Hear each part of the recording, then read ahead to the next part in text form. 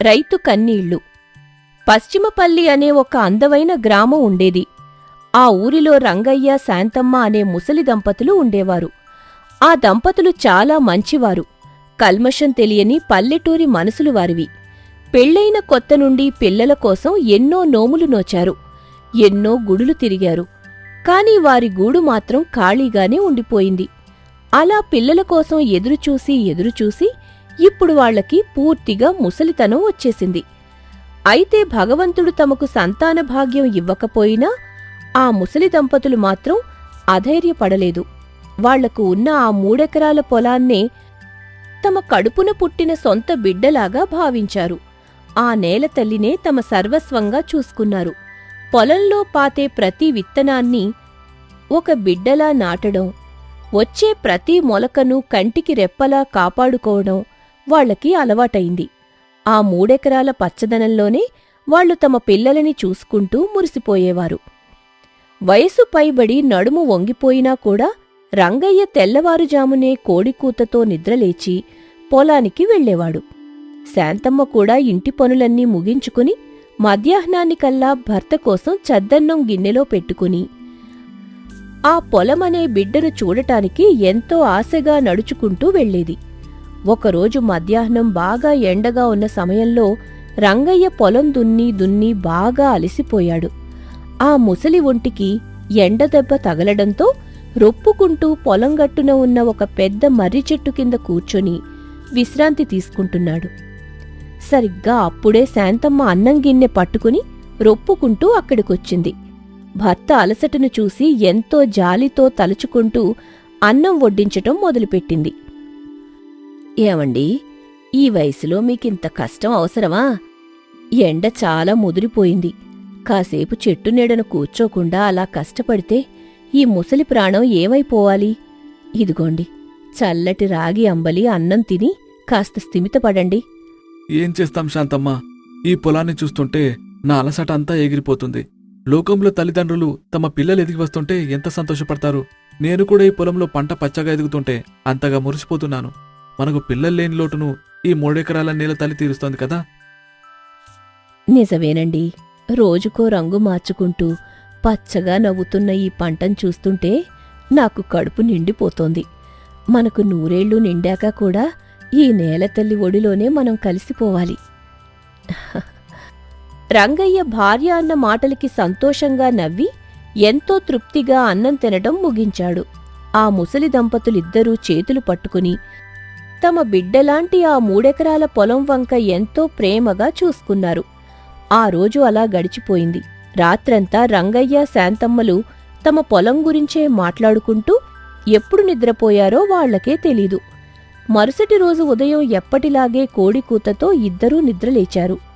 ముసలి రంగయ్య భుజాన నాగలి పెట్టుకుని ఎడ్లను తోలుకుంటూ ముందు నడుస్తూంటే శాంతమ్మ సద్దన్నం మూట కట్టుకుని అతని వెనకాలే బయలుదేరింది. ఆ దంపతులిద్దరూ ఎంతో సంతోషంగా తమ బిడ్డను చూడటానికి వెళ్తున్నట్టుగా పొలం వైపు అడుగులు వేశారు. కాని పొలం గట్టు దగ్గరికి రాగానే ఇద్దరి అడుగులు ఒక్కసారిగా అక్కడే ఆగిపోయాయి. చేతిలో ఉన్న అన్నం మూట కింద పడిపోయింది. రంగయ్య భుజం మీదున్న నాగలి జారి నేలపై పడింది. నిన్నటి వరకు పచ్చగా కళకళలాడుతూ నవ్వుతూ నిలబడిన పంటంతా ఇప్పుడు నేల కూలిపోయి ఉంది.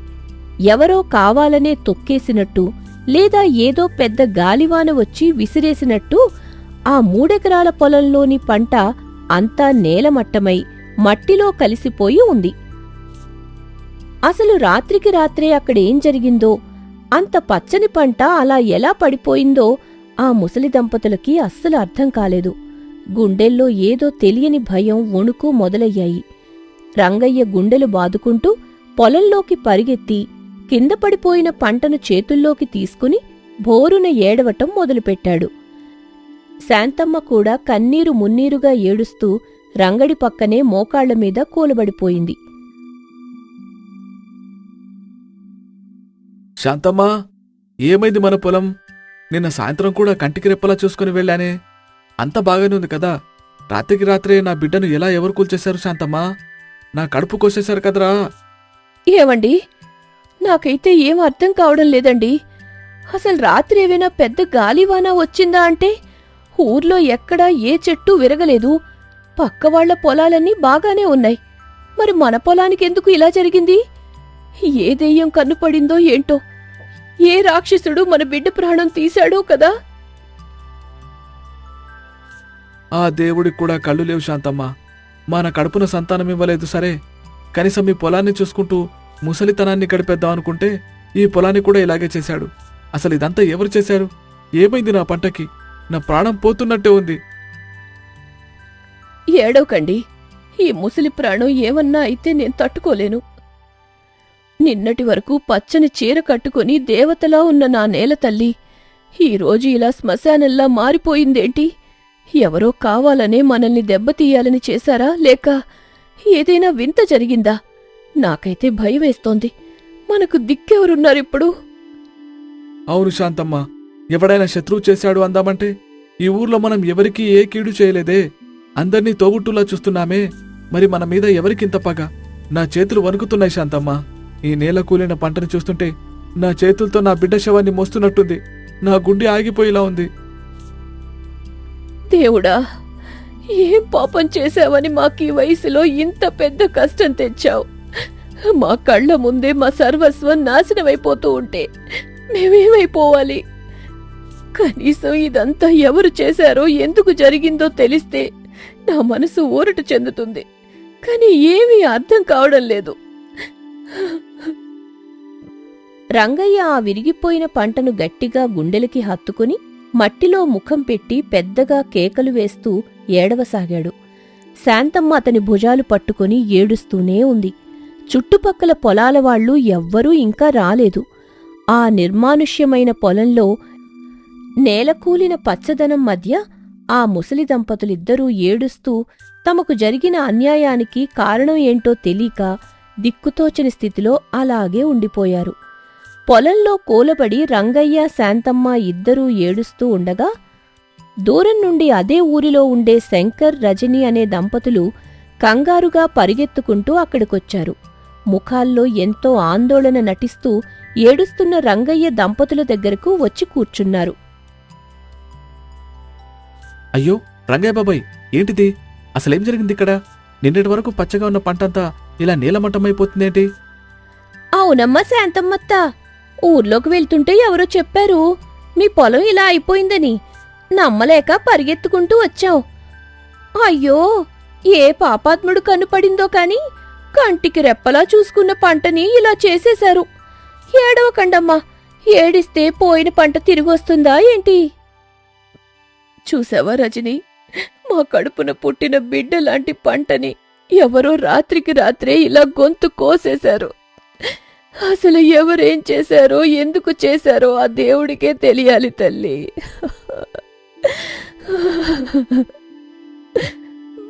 బాబాయ్, నువ్వు ముందు లే బాబాయ్. ఈ ముసలి వయసులో ఇలా ఎండలో కూర్చుని ఏడిస్తే నీ ఆరోగ్యం పాడైపోతుంది. ఇక్కడ ఎంత ఏడ్చినా లాభం లేదు. పదండి, ముందు మిమ్మల్ని ఇంటి దగ్గర దించేస్తాను. నడవండి బాబాయ్. శంకర్, రజని ఇద్దరూ కలిసి ఏడుస్తున్న రంగయ్యను, శాంతమ్మను బలవంతంగా ఓదారుస్తూ లేపి వాళ్లని ఊర్లోని వారింటికి తీసుకెళ్లారు. ఇంటి దగ్గర దించి జాగ్రత్తలు చెప్పి శంకర్ దంపతులు తమ ఇంటికి తిరిగి వెళ్లిపోయారు. రంగయ్య, శాంతమ్మలు మాత్రం ఇంట్లో కూర్చుని దీనంగా ఏడుస్తూనే ఉన్నారు. అదే రోజు రాత్రి శంకర్ తన ఇంట్లో హాయిగా మంచం మీద కూర్చొని నవ్వుకుంటూ ఉండగా అతని భార్య రజని తలుపులన్నీ గట్టిగా వేసి చుట్టుపక్కల ఎవరూ లేరని చూసుకుని మెల్లగా భర్త దగ్గరకు వచ్చింది. ఆమె ముఖంలో పొలం దగ్గర ఉన్న జాలి అస్సల్లేదు. ఒక రకమైన క్రూరమైన నవ్వుతో భర్తనడిగింది, ఏమండీ, మొత్తానికి రాత్రికి రాత్రే ఆ ముసలాళ్ల పొలం నాశనం అయిపోయేలా పక్కగా ప్లాన్ చేసి పని ముగించేశారు కదా? అక్కడ చూస్తేనేమో ఆ రంగయ్య బాబాయ్, శాంతమ్మత్త ఏడుపులు చూడలేక చచ్చిపోయాం. ఇప్పుడు చెప్పండి, ఆ పొలం మన సొంతం అవుతుందంటారా? శంకర్ మీసం తిప్పుతూ చాలా గర్వంగా నవ్వి భార్యతో అన్నాడు, ఎందుకు కాదమ్మ రజని, ఆ ముసలాళ్ళకి పిల్లల్లేరు. ఆ 3 ఎకరాల పొలమే వాళ్ల సర్వస్వం. ఇప్పుడు పంట అంతా నాశనమైపోయింది కాబట్టి రాబోయే రోజుల్లో వాళ్లకు తినడానికి తిండి కూడా దొరకదు. అప్పుడు నేనే పెద్ద మనిషిలా వెళ్ళి, బాబాయ్ పంట ఎలాగో పోయింది, ముసలితనంలో మీకెందుకు ఈ కష్టం? ఈ పొలమేదో నా పేరిట రాసేయండి, మిమ్మల్ని నేను చూసుకుంటాను అని నమ్మబలుకుతాను. ఆ ముసలాడు నా మాట నమ్మి పొలం నా పేరున రాశాడే ఖాయం. అబ్బా, భలే ప్లాన్ చేశారు. ఆ పొలాన్ని వాళ్ళు బిడ్డలా చూసుకుంటే మనకేంటి? ఆ 3 ఎకరాలు కనుక మన చేతికొస్తే మనం ఈ ఊర్లోనే పెద్ద భూస్వాములం అయిపోతాం. ఆ ముసలాళ్ళు ఇంకా పొలం దగ్గరే కూర్చొని ఏడుస్తూనే ఉంటారు. మనకెందుకు? శంకర్, రజని ఇద్దరూ కలిసి రంగయ్య దంపతులను మోసం చేసి ఆ పొలాన్ని ఎలా దక్కించుకోవాలో అని ఆ రాత్రి నవ్వుకుంటూ కుట్రలు పన్నారు. పాపం అమాయకులైన రంగయ్య, శాంతమ్మలకు మాత్రం తమను ఓదార్చిన వాళ్లే తమ కొంప ముంచారనే నిజం అస్సలు తెలియదు. పొలం నాశనమైపోయిన ఆ ఘోరకలి జరిగి ఒకరోజు గడిచిపోయింది. మరుసటి రోజు ఉదయం ముసలి రంగయ్య, శాంతమ్మ ఇద్దరూ గుండెల్లో భయంతోనే మళ్లీ పొలం వైపు నడుచుకుంటూ వెళ్లారు. ఏదో ఒక చిన్న ఆశ, చనిపోతున్న పంట ఏమైనా బ్రతుకుతుందేమోనని. కాని పొలానికి వెళ్లేటప్పటికీ అక్కడ పరిస్థితి మరింత దారుణంగా తయారైంది. రాత్రికి రాత్రే ఆ పంట మొత్తం పూర్తిగా ఎండిపోయి రంగు మారిపోయి ఉంది. అది చూసి ఆ ముసలి దంపతుల ప్రాణం ఒక్కసారిగా వెలవెలలాడింది. ఇద్దరూ ఆ ఎండిపోయిన పంటపై పడి బోరున ఏడవటం మొదలుపెట్టారు. శాంతమ్మా, అంతా అయిపోయింది శాంతమ్మ. పంట మొత్తం ఎండిపోయింది. కన్నబిడ్డలాగా చూసుకున్న పొలం ఇలా కళ్ల ముందే ఎండిపోతుంటే చూడలేకపోతున్నాను. పంట చేతికొచ్చింది. ఈసారి మన కష్టాలన్నీ తీరిపోతాయనుకున్నాం. కాని ఇలా జరుగుతుందని అస్సలు ఊహించలేదు శాంతమ్మ. ఏమండి, ఈ పంట కోసం మనం ఎంత అప్పు చేశామో మీకు తెలుసు కదా. ఊళ్ళో అందరి దగ్గర చేపతుళ్లు తెచ్చి మరీ విత్తనాలు, ఎరువులు వేశాం. పొలం పండితే ఆ వచ్చిన డబ్బులతో అప్పులన్నీ ఒక్కసారిగా తీర్చేయచ్చనుకున్నాం. కాని ఇప్పుడేమో చేతికొచ్చిన పంట కాస్త బూడిదలో పోసిన పన్నీరైపోయింది. ఇప్పుడు ఆ అప్పులెలా తీరుస్తాం? ఆ ఊరి వాళ్ళు ఇంటి ముందుకొచ్చి నిలబడితే ఈ ముసలి వయసులో మనం ఎక్కడికి పోతాం? ఎవరి ముఖం చూసి తలదించుకోవాలి? నాకేం అర్థం కావడం లేదు శాంతమ్మ. నా నేల తల్లి ఇలా గుండెకోత మిగులుస్తుంది అనుకోలేదు. అప్పు తీర్చడానికి మన దగ్గర పైసా కూడా లేదు. ఈ పొలాన్ని నమ్ముకునే కదా మనం అప్పులు తెచ్చింది. ఇప్పుడు ఇదంతా చూసి అప్పులోళ్ళు ఊరుకుంటారా? మనల్ని నిలదీయారా? ఏ తప్పు చేశామని దేవుడు మనకింతటి శిక్ష వేశాడు? ముసలి దంపతులిద్దరూ అలా అప్పుల గురించి, ఎండిపోయిన పొలం గురించి ఏడుస్తూ మాట్లాడుకుంటూ ఉండగా పొలంగట్టు వెనుక నక్కి వాళ్ల మాటలన్నీ వింటున్న రజని మెల్లగా బయటకు వచ్చింది. ముఖంలో చాలా జాలి ఉన్నట్టు నటిస్తూ రంగయ్య దంపతుల దగ్గరకు వచ్చి నిలబడింది. రంగయ్య బాబాయ్, శాంతమ్మత్త, మీరేం బాధపడొద్దు. నేనిందాకట్నుండి ఇక్కడే నిలబడి మీరు మాట్లాడుకుంటున్న మాటలన్నీ విన్నాను. మీరు అప్పుల గురించి, ఎండిపోయిన పొలం గురించి అంతలా బాధపడుతుంటే చూసి నా మనసు తట్టుకోలేకపోయింది. అందుకే నా భర్త శంకర్ చెప్పిన ఒక మాట మీకు చెప్పి వెళ్దామని వచ్చాను. ఏంటమ్మా రజని, శంకర్ ఏం చెప్పమన్నాడు? అత్తా, మీరు పంట కోసం అప్పు చేసిన విషయం నా భర్తకు ముందే తెలుసత్తా. అందుకే ఆయనకు మీ మీద జాలి వేసి ఒక మాట అన్నారు. ఆ డబ్బంతా తానే ఇచ్చేస్తాను అంటున్నాడు. మీ అప్పులన్నీ ఆయనే తీర్చేస్తాడట. ఆ మాట వినగానే రంగయ్య కళ్లల్లో ఒక చిన్న ఆశ మెరిసింది. నిజంగా నా రజని, శంకర్ ఇంతటి సాయం చేస్తాడా? ఈ ముసలి వాళ్లను అప్పుల భారం నుండి కాపాడతాడా? రజని తన అసలు రంగును చూపిస్తూ నవ్వి మెల్లగా అసలు విషయం బయటపెట్టింది. చేస్తాడు బాబాయ్, ఎందుకు చేయడు? కాని దానికి బదులుగా ఒక చిన్న పని చెయ్యాలి బాబాయ్. మీకున్న ఈ 3 ఎకరాల పొలాన్ని అతని పేరు మీద రాసివ్వమని అడుగుతున్నాడు. పంట ఎలాగూ ఎండిపోయింది, అప్పులేమో నెత్తిన ఉన్నాయి. ఈ వయసులో మీరు అప్పులు తీర్చలేరు కాబట్టి ఆ పొలాన్ని మా శంకర్ పేరు మీద రాసేస్తే మీ అప్పులన్నీ మావే అవుతాయి. మిమ్మల్ని కూడా మేమే కంటికి రెప్పలా చూసుకుంటాం. ఏమంటారు బాబాయ్? రజనీ నోట ఆ మాట వినగానే రంగయ్య, శాంతమ్మలు ఒక్కసారిగా షాక్ తిన్నారు. ప్రాణంగా చూసుకునే పొలాన్ని రాసివ్వమనేసరికి వాళ్లకు ఏం మాట్లాడాలో తోచలేదు.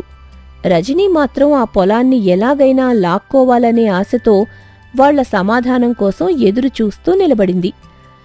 రజనీ చెప్పిన మాటలు విన్న ముసలి రంగయ్య, శాంతమ్మ కాసేపు ఒకరి ముఖం ఒకరు చూసుకున్నారు. వాళ్లకు తమ ప్రాణంలాంటి పొలాన్ని వదులుకోవడం అస్సలిష్టం లేదు. కాని ఊర్లో అప్పుల వాళ్లు ఇంటి ముందుకొచ్చి నిలబడితే తమ పరువు పోతుందని, ఈ వయసులో ఆ అవమానాన్ని తట్టుకోలేమని భయపడ్డారు. ఇద్దరూ కాసేపు మాట్లాడుకుని కన్నీళ్లతోనే రజనీ ప్రపోజల్కి ఒప్పుకున్నారు. సరేనమ్మా రజని, మా పరువు పోవడం మాకిష్టం లేదు. మా అప్పులు తీరిపోతాయంటే, ఈ ముసలి ప్రాణాలు ఉన్నన్ని రోజులు మాకు తిండి పెడతామంటే, మా బిడ్డలాంటి ఈ పొలాన్ని మీ శంకర్ పేరు మీద రాసివ్వడానికి మేము సిద్ధమేనమ్మా. ఆ మాట వినగానే రజనీ మనసులో ఎంతో సంతోషపడి వెంటనే ఊర్లోకి వెళ్లి తమ భర్త శంకర్ను, ఊరి పెద్దలను రచ్చబండ దగ్గరకు పిలిపించింది. కాసేపటికి ఊరి రచ్చబండ దగ్గర పంచాయితీ మొదలయింది. ఊరి పెద్దలందరూ కూర్చుని ఉండగా శంకర్, రజనీలు ఎంతో గర్వంగా నిలబడ్డారు. ముసలి రంగయ్య, శాంతమ్మ కన్నీళ్లు తుడుచుకుంటూ అక్కడికి వచ్చారు. శంకర్ ముందే తయారు చేయించుకొచ్చిన పొలం కాగితాలను రంగయ్య చేతికిచ్చి ఊరి పెద్దల ముందు సంతకం పెట్టమని అడిగాడు. రంగయ్య వణుకుతున్న చేతులతో ఆ కాగితాలపై సంతకం పెట్టబోతూ ఉండగా అకస్మాత్తుగా ఊరి చివర ఉండే రాజు అనే యువకుడు అక్కడికి పరిగెత్తుకుంటూ వచ్చాడు. ఆగండి రంగా బాబాయ్, ఆ కాగితాలపై అస్సలు సంతకం పెట్టకండి. ఊరి పెద్దలారా ఆగండి. ఈ శంకర్, రజనీలు ఎంత పెద్ద మోసగాళ్లు! ఆ ముసలి దంపతుల పొలాన్ని అన్యాయంగా లాక్కోవడానికి వీళ్లే రాత్రికి రాత్రి ఆ పంట మొత్తాన్ని నాశనం చేశారు. ఆ మాట వినగానే రచ్చబండ దగ్గర ఉన్న ఊరి జనాలందరూ ఒక్కసారిగా షాక్ తిన్నారు. శంకర్, రజనీల ముఖాలు తెల్లబడ్డాయి. ఏ రాజు, ఎంత ధైర్యముంటే మా మీద ఇలాంటి అపనిందలు చేస్తావా? నీ దగ్గరేమైనా సాక్ష్యముందా? సాక్ష్యం లేకపోతే నేనిక్కడికి ఎందుకు వస్తాను శంకర్? మొన్న రాత్రి నేను పొరుగు నుండి ఆలస్యంగా వస్తుండగా మీరిద్దరూ రంగయ్య బాబాయ్ పొలంలో దూరి చేతుకొచ్చిన పంటనంతా కర్రలతో కొట్టి తొక్కి నాశనం చేస్తుండడం నేను నా కళ్ళతో చూశాను. అంతేకాదు, నిన్న రాత్రి నేను మీ ఇంటి వెనక నుంచి వెళ్తుండగా ఆ ముసలాళ్లకు పిల్లలేరు కాబట్టి వాళ్ళ అప్పును ఆసరగా చేసుకుని ఆ 3 ఎకరాల పొలాన్ని ఎలాగైనా కొట్టారని మీరిద్దరూ కుట్ర పన్నుకుంటూ మాట్లాడుకోవడం కూడా నేను చెవులారా విన్నాను. ఆ సమయంలో పంటను విరగొట్టడానికి మీరు వాడిన రంగయ్య బాబాయ్ పొలం మట్టి అంటుకుని ఉన్న ఈ లావుపాటి కర్రల్ని మీ ఇంటి వెనక దాచగా నేను వాటిని సాక్ష్యంగా ఇక్కడికి తీసుకొచ్చాను. చూడండి పెద్దల్లారా. రాజు ఆ మట్టి అంటుకున్న కర్రలను రచ్చబండపై పెట్టేసరికి శంకర్ దంపతులు ఇక అబద్ధం చెప్పలేక దొరికిపోయారు. దాంతో వాళ్ల పాపం పండిపోయిందని ఊరంతటికీ తెలిసిపోయింది. అది విన్న ముసలి శాంతమ్మ, రంగయ్యల గుండెలు పగిలాయి. తమను ఓదార్చిన వాళ్లే తమ బిడ్డలాంటి పంటను చంపేశారని తెలిసి రంగయ్య ముందుకొచ్చి శంకర్ చొక్కా పట్టుకుని గట్టిగా నిలదీశాడు. శంకర్, రజనీ, ఎందుకురా మాకు ఇలాంటి అన్యాయం చేశారు? మీ స్వార్థం కోసం మమ్మల్ని కన్నీరు పెట్టించావు ఎందుకురా? ఆ పొలంలోని మొక్కలను మేం ప్రాణమున్న కొడుకుల్లాగా చూసుకుంటున్నాం కదరా. మాకు పిల్లలు లేకపోయినా ఆ నేల తల్లినే మా బిడ్డననుకొని రాత్రి పగలు కష్టపడ్డామే. అలాంటి మా కడుపు కొట్టడానికి మీకు ఎలా మనసొప్పిందిరా? నోరులేని ఆ పంటని చంపడానికి మీకు చేతులెలా వచ్చాయిరా? ముసలి రంగయ్య ఆవేదన చూసి ఊరి పెద్దలకు, జనాలకు ఎంతో కోపం వచ్చింది. ఊరి పెద్దలు గంభీరంగా లేచి నిలబడి తీర్పు చెప్పారు. శంకర్, రజని, మీరు చేసిన పాపం క్షమించరానిది. వయసు పైబడిన ముసలి దంపతులను మోసం చేసి వాళ్ల కన్నబిడ్డలాంటి పొలాన్ని లాక్కోవాలని చూశారు. కాబట్టి ఈ పంచాయతీ తరపున మీకు శిక్ష విధిస్తున్నాం. రంగాబాబాయ్ పంట కోసం చేసిన అప్పు ఎంతైతే ఉందో ఆ డబ్బు మొత్తాన్ని ఇప్పుడే మీ సొంత డబ్బుల నుండి దానికి బదులుగా ఇచ్చేయాలి. అంతటితో ఆగకుండా ఇంతటి ఘోరాన్ని ఒడగట్టినందుకు మిమ్మల్ని ఇద్దరినీ ఈ రోజు నుండి మన ఊరు నుంచి వెలివేస్తున్నాం. మీ ముఖాలు ఈ ఊర్లో ఎవరికీ కనిపించకూడదు. నడవండి, వెళ్ళిపోండి. ఊరి పెద్దల తీర్పుతో శంకర్, రజనీలు అవమానంతో తలదించుకుని రంగయ్య దంపతులకు క్షమాపణ చెప్పారు. తాము తెచ్చిన డబ్బు మొత్తాన్ని రంగయ్య చేతిలో పెట్టి అప్పు తీర్చేయమని చెప్పారు.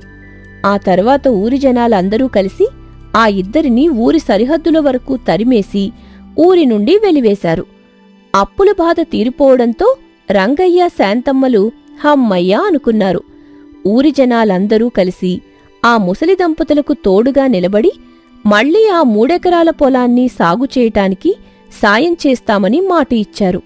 రంగయ్య, శాంతమ్మలు తమ సొంత బిడ్డలాంటి ఆ పొలాన్ని మళ్లీ పచ్చగా మార్చుకోవచ్చనే ఆశతో కన్నీళ్లు తుడుచుకుని సంతోషంగా నవ్వుతూ రచ్చబండ నుండి తమ ఇంటికి నడిచారు.